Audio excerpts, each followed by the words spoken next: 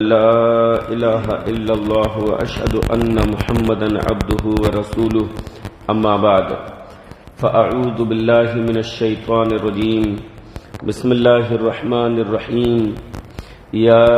أيها الناس اتقوا ربكم الذي خلقكم من نفس واحدة وخلق منها زوجها وبث منهما رجالا كثيرا ونساء واتقوا الله الذي تساءلون به والأرحام إن الله كان عليكم رقيبا وقال يا أيها الذين آمنوا اتقوا الله حق تقاته ولا تموتن إلا وأنتم مسلمون وقال يا أيها الذين آمنوا اتقوا الله وقولوا قولا سديدا يصلح لكم أعمالكم ويغفر لكم ذنوبكم ومن يطع الله ورسوله فقد فاز فوزا عظيما۔ ہر قسم کی حمد و ثنا، کبریائی، تعریف و توصیف اللہ رب العالمین کے لیے ہے، اور بے انتہا درود و سلام نازل ہو سید المرسلین رحمت للعالمین جناب محمد الرسول اللہ صلی اللہ علیہ وسلم پر۔ حج کا، اسلام کا جو پانچواں رکن ہے حج، اس حج کے سفر شروع ہو چکے ہیں۔ حجاج پوری دنیا سے فلائٹ کے ذریعے مکہ مکرمہ پہنچنے شروع ہو گئے ہیں۔ حج اسلام کا ایک رکن ہے۔ اسلام کے جو 5 رکن ہیں، اسلام کے جو 5 پلرز ہیں، ان میں سے ایک حج ہے۔ اور جس طریقے سے رمضان کے روزے فرض ہیں، نماز فرض ہے، اور جس پر مال ہو اس پر زکوٰۃ فرض ہے، اسی طریقے سے جو شخص بیت اللہ شریف تک پہنچنے کی استطاعت رکھتا ہو، جس کے پاس اتنا مال ہو کہ وہ بیت اللہ کی آمد و رفت کا خرچہ برداشت کر سکے، اور پھر راستہ بھی پرامن ہو، تو اس پر بیت اللہ شریف کا حج کرنا فرض ہے۔ مشہور حدیث پیارے نبی علیہ الصلوۃ والسلام نے ارشاد فرمایا، بنی الاسلام علی 5 شہادت اللہ الہ الا اللہ وَأَنَّ مُحَمَّدًا عَبْدُهُ وَرَسُولُهُ وَإِقَامِ الصَّلَاةِ وَصَوْمِ رَمَضَانَ وَحَجِّ الْبَيْتِ مَنِ اسْتَطَاعَ إِلَيْهِ سَبِيلًا۔ فرمایا اسلام کی بنیاد 5 چیزوں پر ہے۔ سب سے پہلی چیز کلمہ شہادت یعنی ایمان لانا، اسلام میں داخل ہونا، ایمان لانا۔ اشہد ان لا الہ الا اللہ واشہد ان محمدا عبدہ ورسولہ۔ نمبر 2 اقامت صلاح یعنی نماز کا قائم کرنا۔ نمبر 3 زکوٰۃ کا ادا کرنا، اور نمبر 4 رمضان کے روزے رکھنا۔ نمبر 5 کہ جو شخص بیت اللہ جانے کی استطاعت رکھتا ہو، آمد و رفت کے خرچ برداشت کر سکتا ہو، تو اس کا جو ہے بیت اللہ شریف کا حج کرنا۔ اور عورت کے لیے حج میں کیا ہے؟ محرم کا ہونا۔ تو یہ حج جو ہے یہ اسلام کا 5واں رکن ہے۔ اللہ کے نبی علیہ الصلوۃ والسلام نے جب کسی داعی کو بھیجا دعوت اسلام کے لیے، تو انہیں جو ترتیب بتائی کہ تم لوگوں کو کس کس چیز کی دعوت دو گے، اس ترتیب میں بھی اللہ کے نبی علیہ الصلوۃ والسلام نے حج کو شامل فرمایا۔ تو حج یہ فرض ہے اس شخص کے لیے جس کے پاس آمد و رفت کے جو ہے بیت اللہ شریف سے آمد و رفت کا جو ہے خرچہ اٹھانے کی جس کے پاس استطاعت ہو، اس قدر جس کے پاس مال ہو۔ اس کی فضیلت اللہ کے نبی علیہ الصلوۃ والسلام نے ایسے حج کی فضیلت کہ جس میں انسان گناہوں سے پاک رہے، ایسے انسان کے لیے یہ فضیلت بیان فرمائی کہ اس کے لیے حج کے بدلے جو ہے جنت ہے۔ ابو ہریرہ رضی اللہ عنہ راوی حدیث فرمایا اللہ کے نبی علیہ الصلوۃ والسلام نے الحج المبرور لیس لہ جزاء الا الجنہ، حج مبرور جو ہے اس کا بدلہ جنت ہی ہے۔ حج مبرور کیا ہے؟ یعنی ایسا حج کہ جس میں انسان فسق و فجور نہ کرے، جس میں انسان گناہ نہ کرے، جس میں انسان اللہ رب العالمین کی نافرمانیاں کرے اور تمام نافرمانیاں نہ کرے، جس میں انسان تمام لغویات سے بچتے ہوئے، تمام فضولیات سے بچتے ہوئے صرف اور صرف اللہ رب العالمین کی رضامندی کی خاطر حج کو ادا کرے، جناب محمد الرسول اللہ صلی اللہ علیہ وسلم کے طریقے کے مطابق، یعنی سنت کے مطابق جب وہ اس حج کو ادا کرتا ہے تو وہ حج مبرور کہلاتا ہے۔ تو اللہ کے نبی علیہ الصلوۃ والسلام نے حدیث پاک میں حج مبرور کی فضیلت بتائی، الحج المبرور لیس لہ جزاء الا الجنہ، کہ حج مبرور کا بدلہ جو ہے وہ جنت ہی ہے۔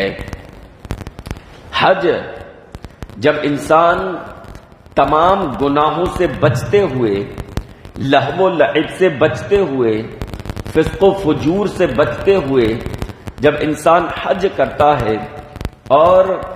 حج کے تمام ارکان مکمل کر لیتا ہے تو وہ گناہوں سے ایسے پاک ہو جاتا ہے جیسے کہ اس دن تھا جس دن اس کی پیدائش ہوئی۔ جب بچے کی پیدائش ہوتی ہے تو اس کے ذمے کوئی گناہ نہیں ہوتا، اس کے ذمے کوئی گناہ نہیں ہوتا ہے اس کے نامہ اعمال میں، تو وہ ایسے ہو جاتا ہے جیسے آج ہی پاک ہوا ہے، جیسے اس کی ولادت آج ہی ہوئی ہے اور گناہوں سے وہ آج ہی پاک ہوا ہے۔ کتنی بڑی فضیلت ہے کہ بالکل انسان ایسے ہو گیا کہ جیسے کہ اس کی ماں نے اس کو آج ہی جنا ہے۔ حضرت عمرو بن عاص رضی اللہ عنہ فرماتے ہیں جب وہ ایمان لائے تو اللہ کے نبی علیہ الصلوۃ والسلام کی خدمت میں حاضر ہوئے اور حاضر ہو کر کہا، اے اللہ کے رسول صلی اللہ علیہ وسلم، اپنا ہاتھ بڑھائیے، میں بیعت کر لیتا ہوں۔ اس وقت میں جب نبی علیہ الصلوۃ والسلام پر ایمان لاتے تھے تو بیعت کرتے تھے لوگ، اور صرف وہ بیعت کتنی ہے اسلام میں؟ بیعت کتنی ہے؟ بیعت صرف دو ہیں، صرف دو بیعتوں کا ثبوت ملتا ہے۔ ایک تو رسول کے ہاتھ پر بیعت کرنا، ایک رسول کے ہاتھ پر بیعت کرنا، یہ ہے رسول کی رسالت پر بیعت، یعنی ان کو رسول ماننے کی بیعت، ان سے اس بات کا اقرار کرنے کی بیعت کہ اب میں گناہ نہیں کروں گا، میں نیکی کے کام کروں گا، طاعت کے کام کروں گا، اللہ اور اس کے رسول کی اطاعت کروں گا۔ تو ایک بیعت تو ہے رسول کے ہاتھ پر، رسول کی رسالت کے اقرار پر، اور دوسری بیعت ہے خلیفہ کے ہاتھ پر، خلیفہ کے ہاتھ پر اس کی خلافت کے تسلیم کرنے پر۔ رسول کی بیعت کس لیے تھی؟ رسالت تسلیم کرنے پر۔ خلیفہ وقت کی بیعت کس لیے ہے؟ خلیفہ وقت کی بیعت کس لیے ہے؟ اس کی خلافت کے اقرار اور تسلیم کرنے پر۔ یہ دو بیعت ہیں۔ اس کے علاوہ پیروں کی بیعت، فقیروں کی بیعت، درگاہوں پر مزاروں پر بیٹھے ہوئے چوڑی کنگن پہنے ہوئے گندے پیروں فقیروں کی بیعت، وہ ساری بیعتیں نہیں ہیں۔ یہ دو بیعت ہیں، ایک رسول کی اور ایک خلیفہ وقت کی۔ تو بیعت کا لفظ آیا تو اس سے کنفیوژن نہیں ہونا چاہیے کہ بھئی اس کا مطلب یہ درگاہوں پر مزاروں پر یہ ساری جو بیعتیں جو چل رہی ہیں یہ صحیح ہیں، نہیں، رسول کی بیعت ثابت ہے، خلیفہ وقت کی بیعت ثابت ہے۔ عمرو بن عاص رضی اللہ عنہ فرماتے ہیں میں اللہ کے نبی علیہ الصلوۃ والسلام کے پاس آیا اور میں نے کہا اے اللہ کے رسول صلی اللہ علیہ وسلم اپنا ہاتھ بڑھائیے تاکہ میں بیعت کر لوں۔ اب پیارے نبی علیہ الصلوۃ والسلام نے بیعت کے لیے ہاتھ آگے بڑھایا۔ حضرت عمرو بن عاص کے ذہن میں کیا خیال آیا کہ حضرت عمرو بن عاص نے اپنے ہاتھ کو پیچھے کھینچ لیا۔ کہا اللہ کے نبی علیہ الصلوۃ والسلام نے یہ کیا ہوا؟ کہا اے اللہ کے رسول میں بیعت تو کروں گا لیکن میری ایک شرط ہے۔ پوچھا شرط کیا ہے؟ کہا شرط میری یہ ہے کہ اسلام قبول کرنے کے بعد اللہ رب العالمین میرے سارے گناہوں کو معاف فرما دے گا، جتنے پچھلے گناہ ہیں اللہ تعالیٰ میرے ان تمام پچھلے گناہوں کو معاف فرما دے، میں یہ چاہتا ہوں۔ اللہ کے نبی علیہ الصلوۃ والسلام نے فرمایا، مطلب یہ چیز تو آلریڈی ہے، تمہارے علم میں نہیں ہے۔ اللہ کے نبی علیہ الصلوۃ والسلام نے فرمایا، اما علمت ان الاسلام یہدم ما کان قبلہ وان الہجرۃ تہدم ما کان قبلہا وان الحج یہدم ما کان قبلہ۔ فرمایا کیا تمہیں خبر نہیں ہے کہ اسلام اپنے سے پہلے کے تمام گناہوں کو معاف کر دیتا ہے؟ یعنی جب انسان اسلام میں داخل ہوتا ہے تو اسلام سے پہلے اس سے جو گناہ، جو غلطیاں، جو خطائیں، جو لغزشیں ہوئی ہیں، وہ ساری کی ساری اس کی اللہ رب العالمین معاف فرما دیتا ہے۔ اسی طریقے سے ہجرت، اس سے ما قبل کے تمام گناہ جو ہیں معاف ہو جاتے ہیں، اس سے پچھلے بھی تمام گناہ معاف ہو جاتے ہیں۔ اسی طریقے سے حج، فرمایا اللہ کے نبی علیہ الصلوۃ والسلام نے، حج کرنے کے بعد جب انسان حج کر لیتا ہے تو حج کرنے پر بھی اس کے پچھلے تمام گناہ معاف ہو جاتے ہیں۔ تمام کے تمام گناہ، سارے صغائر، سارے صغیرہ گناہ، چھوٹے گناہ، سارے کے سارے اللہ رب العالمین معاف فرما دیتا ہے۔ تو حج کی فضیلت یہ ہے، حج کا مقام و مرتبہ یہ ہے کہ ایک انسان جب تمام گناہوں سے پاک رہتے ہوئے اللہ رب العالمین کی طاعت و فرما برداری کرتے ہوئے رسول کے طریقے کے مطابق حج کر لیتا ہے تو اس کے سارے گناہ معاف ہو جاتے ہیں۔ حج، اللہ کے نبی علیہ الصلوۃ والسلام نے ایمان و جہاد کے بعد سب سے افضل عمل حج کو قرار دیا۔ سب سے افضل تو ایمان ہے، جب انسان کے پاس ایمان ہی نہیں ہوگا تو اس کے باقی اعمال کس کام کے، اس کے باقی اعمال کا اسے کوئی فائدہ نہیں۔ تو سب سے پہلے نمبر پر ایمان، اور اس وقت میں وہاں پر کیونکہ جہاد بھی جو ہے اس کی سخت ضرورت تھی، تو اللہ کے نبی علیہ الصلوۃ والسلام نے ایمان و جہاد کا نام لیا، اور اس کے بعد پیارے نبی علیہ الصلوۃ والسلام نے حج کا نام لیا۔ حضرت ابو ہریرہ رضی اللہ عنہ فرماتے ہیں کہ اللہ کے نبی علیہ الصلوۃ والسلام سے دریافت کیا گیا، اے اللہ کے رسول صلی اللہ علیہ وسلم، سب سے افضل چیز کیا ہے؟ سب سے افضل؟ تو آپ علیہ الصلوۃ والسلام نے فرمایا، ایمان باللہ ورسولہ، اللہ اور اس کے رسول پر ایمان لانا۔ پوچھا اس کے بعد کیا؟ تو فرمایا اللہ کی راہ میں جہاد کرنا۔ پوچھا پھر اس کے بعد کیا؟ تو فرمایا اللہ کے نبی علیہ الصلوۃ والسلام نے، حج مبرور، حج مبرور یہ انسان کا سب سے افضل عمل ہے۔ بلکہ خواتین کے حق میں اللہ کے نبی علیہ الصلوۃ والسلام نے حج کو جہاد قرار دیا ہے۔ حج میں انسان کو جو دشواریاں پیش آتی ہیں، حج میں انسان جس طریقے سے اپنے نفس پر کنٹرول کرتا ہے، حج میں جس طریقے سے انسان اپنے نفس پر کنٹرول کرتا ہے، اپنے آپ کو گناہوں سے روکے رکھتا ہے، اور دیگر کئی پابندیاں، اور اس سفر حج میں جو مشقتیں آتی ہیں، ایام حج میں بھیڑ ہونے کے سبب جو اسے دقتوں کا سامنا کرنا پڑتا ہے، ان تمام چیزوں کو سامنے رکھتے ہوئے اللہ کے نبی علیہ الصلوۃ والسلام نے صنف نازک کے لیے یعنی خاتون کے لیے حج کو جہاد قرار دیا کہ گویا کہ یہ ان کا جہاد ہے۔ اگر یہ عورت ہوتے ہوئے بھی حج کرے، یا کوئی شخص کمزور ہوتے ہوئے بھی حج کرتا ہے، عمر دراز ہوتے ہوئے بھی حج کرتا ہے، تو گویا کہ اس نے جیسا کہ جہاد کر لیا۔ اللہ کے نبی علیہ الصلوۃ والسلام نے ارشاد فرمایا، حج الکبیر والضعیف والمرأۃ، کہ کبیر یعنی عمر دراز، کمزور اور عورت کا حج جو ہے یہ جہاد کے درجے میں ہے۔ بلکہ اما عائشہ صدیقہ رضی اللہ عنہا نے دریافت کیا، اے اللہ کے رسول صلی اللہ علیہ وسلم، ہم یہ سمجھتی ہیں، یعنی ہم خواتین، ہم عورتیں، ہم یہ سمجھتی ہیں کہ جہاد جو ہے یہ سب سے افضل عمل ہے۔ ہم مردوں کو تو آپ جہاد کرواتے ہیں، انہیں تو آپ جہاد کی دعوت دیتے ہیں، تو ہم اس فضیلت سے محروم ہیں۔ تو اما عائشہ صدیقہ رضی اللہ عنہا نے فرمایا، اے اللہ کے رسول، ہم یہ سمجھتی ہیں کہ جہاد جو ہے یہ افضل عمل ہے، لہذا ہم یہ سوچتے ہیں، ہم یہ چاہتے ہیں کہ ہم بھی کیوں نہ جہاد کریں، جبکہ خواتین پر جہاد نہیں ہے۔ مرم پٹی کا معاملہ الگ ہے، زخمیوں کی، لیکن باقاعدہ تلوار چلانا، جہاد کرنا، وہ چیزیں ان پر نہیں ہیں۔ کہا کہ ہم یہ سمجھتے ہیں یہ افضل عمل ہے، لہذا ہم کیوں نہ اس عمل کو انجام دیں۔ تو اللہ کے نبی علیہ الصلوۃ والسلام نے ارشاد فرمایا کہ ہاں، لیکن افضل جہاد جو ہے وہ حج کرنا ہے۔ افضل جہاد کیا ہے؟ وہ حج کرنا ہے۔ گویا کہ اللہ کے نبی جہاد میں مشقتیں آتی ہیں نا، جہاد میں بھی انسان کو تکلیفوں کا سامنا کرنا پڑتا ہے، اس کی جان بھی جا سکتی ہے۔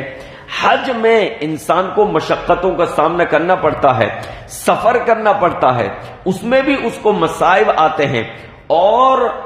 بہت سے لوگوں کا تو انتقال بھی ہو جاتا ہے۔ اب تو خیر سہولیات بہت بڑھ گئی ہیں، لیکن جب سہولیات کی کمی تھی، اس قدر سویدھائیں نہیں تھیں، تو حادثے بھی ہوتے تھے، تو بہت سارے لوگوں کا انتقال بھی ہو جاتا تھا۔ اب تو نظام اور سسٹم اس قدر بہتر بنا دیا گیا ہے کہ یہ ساری دقتیں پیش نہیں آتی، حادثے نہیں ہوتے۔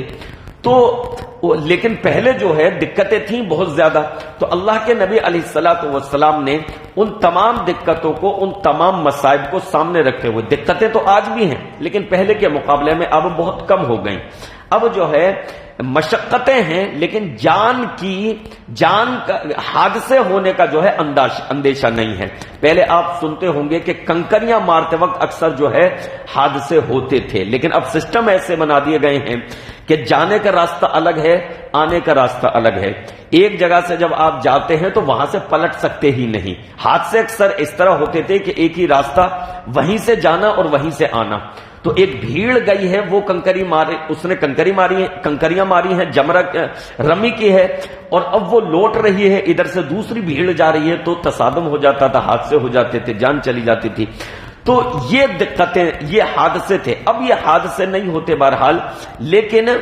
انسان اپنے گھر سے دور ہوتا ہے، اور حج کے لیے جو اسے محنت و مشقت کرنی پڑتی ہے، ایام حج میں جو اسے محنت و مشقت کرنی پڑتی ہے، وہ بھی بہت زیادہ ہوتی ہے۔ اسی وجہ سے حج جوانی میں کر لینا چاہیے۔ اپنے ملکوں میں یہ رواج ہے کہ بیٹے کی شادی سے، بیٹی کی شادی سے، تمام فرائض سے انسان نبٹ جائے تو وہ سوچتا ہے کہ اب میں حج کروں، اور پھر اس وقت تک کیا ہوتا ہے، وہ بوڑھا ہو چکا ہوتا ہے، اس کے جسم میں وہ جان، وہ طاقت، وہ توانائی نہیں بچتی کہ بہت اچھے ڈھنگ سے حج کر سکے، لہذا وہ بڑھاپے کی حالت میں حج کرتا ہے، سارے اراکین بہت بہتر طریقے سے انجام بھی نہیں دے پاتا، قدم قدم پر دوسروں کی مدد کا محتاج ہوتا ہے، کیونکہ ضعیف اور کمزور ہو چکا، چلنے میں اس کا سانس پھول جاتا ہے، تو بڑھاپے میں آ کر اپنے یہاں جو ہے حج کیا جاتا ہے۔ جبکہ حج کب کرنا چاہیے؟ اللہ نے اگر پیسہ دیا ہے، مال و دولت سے نوازا ہے، تو حج فرض ہو چکا، تو حج جوانی میں کر لینا چاہیے۔ انڈونیشیا کے لوگ دیکھیے، اگر آپ وہاں سفر حج پر جائیں گے، جوان لوگ حج کرنے کے لیے آتے ہیں۔ بہت سارے جگہوں پر اس طریقے کا بھی لوگوں کا مزاج ہے کہ شادی ہی حج کے بعد کرتے ہیں، اس قدر نوجوانی میں حج کر لیتے ہیں، شادی ہی حج کے بعد کرتے ہیں۔ اپنے یہاں مزاج اور طبیعت یہ ہے کہ سارے فرائض سے انسان نبٹ جائے، اپنی شادی کر لے، بچے ہو جائیں، بچوں کا عقیقہ، بچوں کا پالنا پوسنا، پھر بچوں کی شادیاں کر لے، سب کچھ نبٹ گیا، بوڑھا ہو گیا، پھر وہ چاہتا ہے کہ اب میں حج کروں۔ تو حج تو بہرحال اس کا ادا ہوتا ہے، ایسی بات نہیں حج ادا نہیں ہوگا، اللہ کی طرف سے اجر و ثواب بھی اس کو مکمل ملتا ہے، لیکن اس کے جسم میں جو توانائی ہوتی ہے، جو طاقت ہوتی ہے، وہ نہیں ہوتی۔ اور انسان کے جسم میں جب طاقت ہوتی ہے، اس وقت وہ اللہ کی طاعت کے کام جس قدر پھرتی اور نشاط اور دلچسپی سے کر سکتا ہے، وہ کمزوری کی حالت میں نہیں کر سکتا۔ تو اللہ کے نبی علیہ الصلوۃ والسلام نے ان مشقتوں کو دیکھتے ہوئے، ان پر نگاہ ڈالتے ہوئے پیارے نبی علیہ الصلوۃ والسلام نے ارشاد فرمایا کہ افضل جہاد جو ہے وہ حج مبرور ہے۔ لہذا ہمیں اور آپ کو اگر اللہ رب العالمین نے استطاعت دی ہے تو مناسب وقت پر حج کے فریضے کو ہمیں جو ہے ادا کر لینا چاہیے۔ حج میں ایسے مقامات آتے ہیں اور ایسا روح پرور منظر ہوتا ہے کہ جس کی وجہ سے انسان کے ایمان میں، یقین میں اضافہ ہوتا ہے۔ وہاں پر وہ تمام چیزیں ہیں، وہ ساری چیزیں ہیں جو انسان کے ایمان میں اضافے کا سبب بنتی ہیں۔ وہاں پر حضرت اسماعیل علیہ السلام کی یادگار آب زمزم کہ کس طریقے سے اللہ رب العالمین نے ان کے لیے زمزم کو جاری فرما دیا تھا، اللہ رب العالمین کی یہ نشانی وہاں موجود ہے۔ وہاں پر اللہ رب العالمین کا اس روئے زمین پر سب سے پہلا گھر بیت اللہ شریف موجود ہے، اس کا طواف کیا جاتا ہے۔ وہاں پر صفا اور مروہ، حضرت ہاجرہ جن پہاڑیوں کے درمیان دوڑی تھیں اپنے بچے کے لیے پانی کی تلاش میں، جستجو میں، وہ پہاڑی وہاں پر موجود ہے۔ تو یہ تمام مقامات وہاں پر موجود ہیں۔ وہاں مدینے میں جب جائیں، حج تو یہاں مکے میں ہو جاتا ہے مکمل، لیکن پھر اس کے بعد لوگ جو ہے مدینے کا بھی سفر کرتے ہیں کہ اتنی دور آئے ہیں تو مدینے بھی جائیں، مسجد نبوی بھی جائیں۔ مسجد نبوی ہے، وہاں پر احد پہاڑی ہے، وہاں جہاں جنگ بدر پیش آئی وہ تمام مقامات ہیں۔ تو وہ تمام مقامات وہاں پر موجود ہیں کہ جب انسان وہاں پر جاتا ہے تو ایسا روح پرور منظر ہوتا ہے کہ اس کے یقین میں، اس کے اعتماد میں اضافہ ہو جاتا ہے۔ وہ چیزیں ہمیں یہاں تو دیکھنے کو نہیں ملیں گی نا۔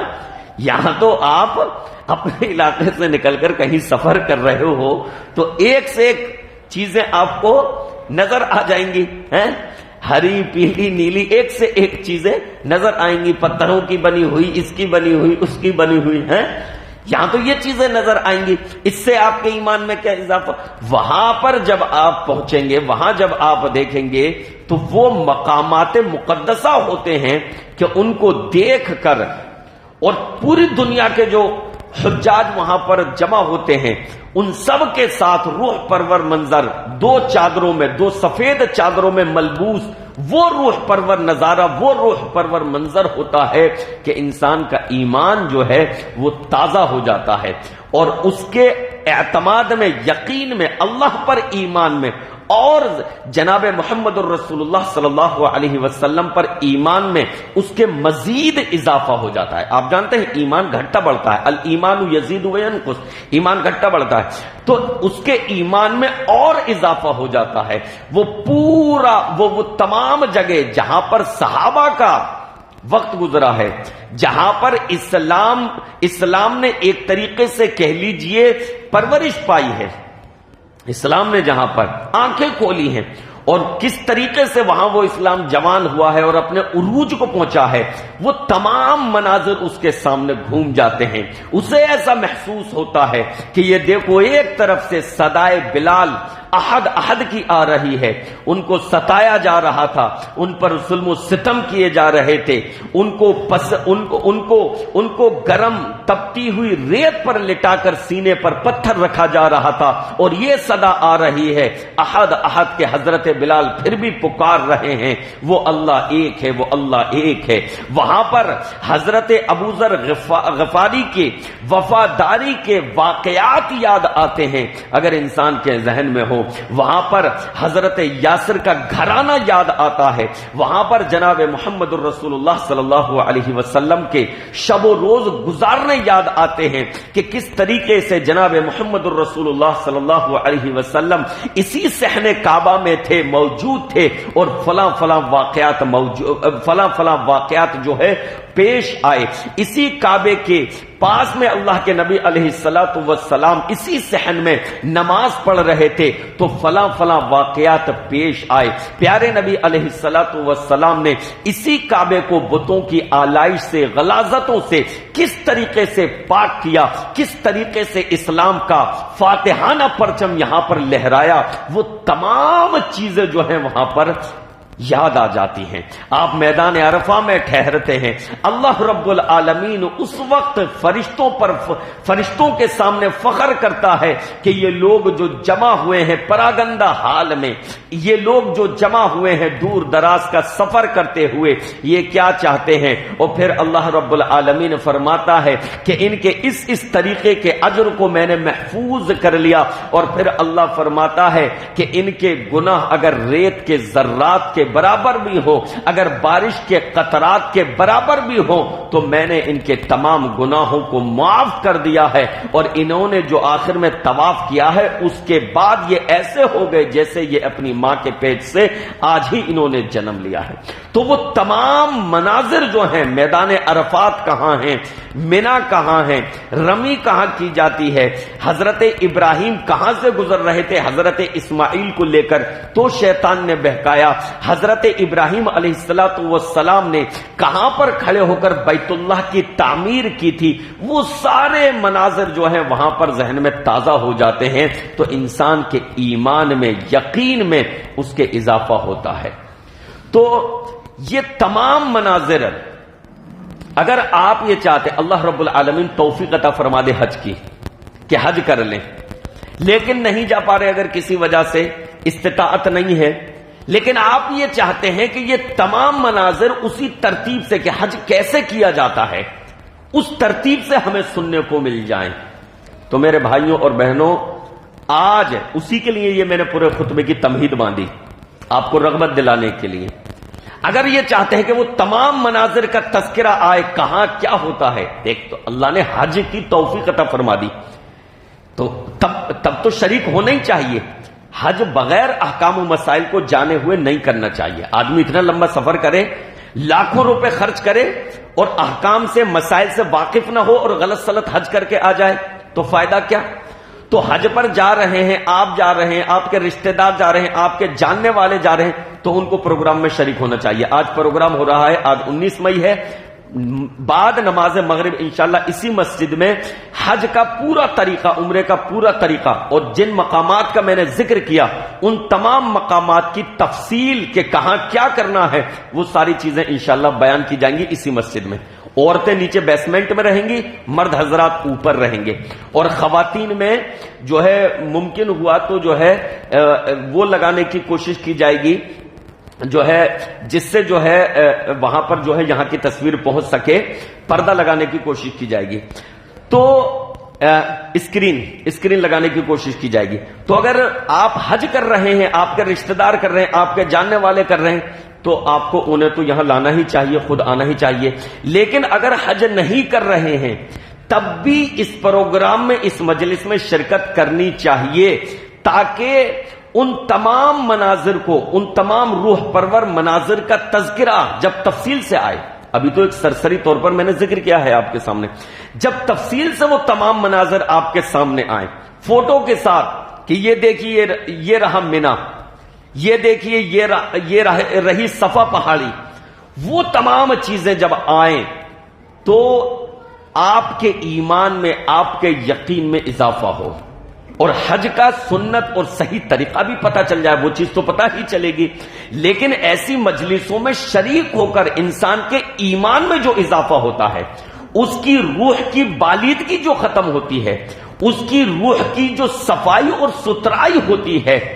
وہ واقعی جو ہے بہت اہم ہے کہ ایسی مجلسوں میں جہاں اتنے اچھے تذکرے ہو رہے ہوں، ایسی مجلسوں میں شریک ہونے سے اور ان پروگراموں کو بغور سننے سے جو ہے انسان کے ایمان میں اضافہ ہو جاتا ہے، اس کی روح صاف ستھری ہو جاتی ہے، اور اس کا دل یہ کرتا ہے کہ بھائی اب میں اطاعت کے کاموں پہ لگ جاؤں اور پھر اللہ جب توفیق دے دے تو ممکن ہے اللہ رب العالمین وہاں بھی مجھے بلا لے، لیکن اب میں اللہ رب العالمین کی اطاعت کے کاموں میں لگ جاؤں، بالآخر ہم سب کی منزل آخرت ہے۔ تو اگر آپ یہ چاہتے ہیں کہ وہ تمام مناظر، وہ تمام تفصیل کو سامنے سے سنیں تو انشاءاللہ آج جو ہے مغرب میں تشریف لائیں۔ مغرب کی نماز کے فوراً بعد سے یہ پروگرام شروع ہوگا، حج اور عمرے کا مسنون طریقہ، اس میں یہ تمام تفصیلات آئیں گی، حجر اسود، بیت اللہ شریف، طواف کیسے کیا جاتا ہے، ٹھیک ہے نا، اور طواف کے بعد 2 رکعت نماز کہاں پڑھی جاتی ہے، اس کے بعد صفا و مروہ کی سعی کس طریقے سے کی جاتی ہے، اس کے بعد پھر کیا کرتے ہیں، پھر اس کے بعد منا کب جایا جاتا ہے، پھر اس کے بعد آگے کی تفصیل کے میدان عرفات کب ٹھہرتے ہیں، رات مزدلفہ میں